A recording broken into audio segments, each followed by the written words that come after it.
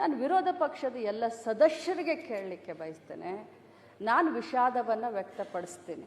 ಆ ವರ್ಡು ಮಾನ್ಯ ಸುರೇಶ್ ಸಾಹೇಬರಿಗೆ ಇಷ್ಟ ಆಗಲಿಲ್ಲ ಅಂದರೆ ನಾನು ಕ್ಷಮೆಯನ್ನು ಕೂಡ ಕೇಳಲಿಕ್ಕೆ ಬಯಸ್ತೇನೆ. ಆದರೆ ಒಬ್ಬ ಮಹಿಳೆ ಅಂತ ಹೇಳಿ ಈ ಮಟ್ಟಕ್ಕೆ ತಾವೆಲ್ಲ ಮಾಡ್ತಾ ಇದ್ದೀರಲ್ಲ, ಯಾವ ಮಟ್ಟಕ್ಕೆ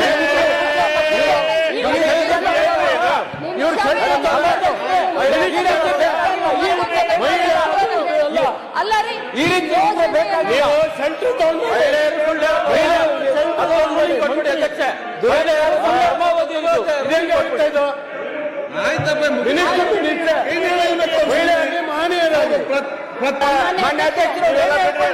ಇದು ಸದನದ ಗೌರವ. ನಾವು ಏನ್ ಸಂದೇಶ ಕೊಡ್ತಾ ಇದೀವಿ ಈ ರಾಜ್ಯ ಜನರಿಗೆ ಅಂದ್ರೆ ಮಹಿಳೆಯರಿಗೆ ಟಾರ್ಗೆಟ್ ಮಾಡ್ತಾ ಇದೀವ ನಾವು. ನಮ್ಮಲ್ಲಿ ಇರೋದೇ ಒಬ್ರಿಬ್ರು ಮಹಿಳೆಯರು. ಈ ಸದನದಲ್ಲಿ 50% ಬರ್ಬೇಕಾಗಿತ್ತು.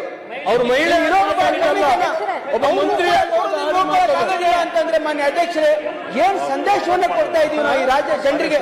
ಬಹಳ ನೋಡಿದ ಮಾತನ್ನ ಹೇಳ್ತಾ ಒಂದು ಕಾಲು ಸರಿಯಲ್ಲ. ಅದು ಸರಿಯಾಗಿರ್ತಕ್ಕಂಥ ಇದನ್ನ ಇಲ್ಲಿ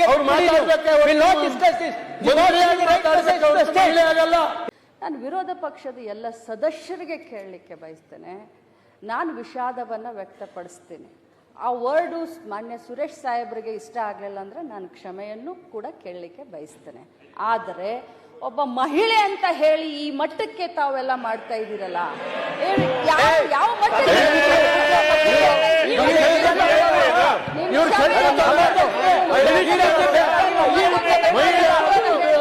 ಅಲ್ಲ ರೀ,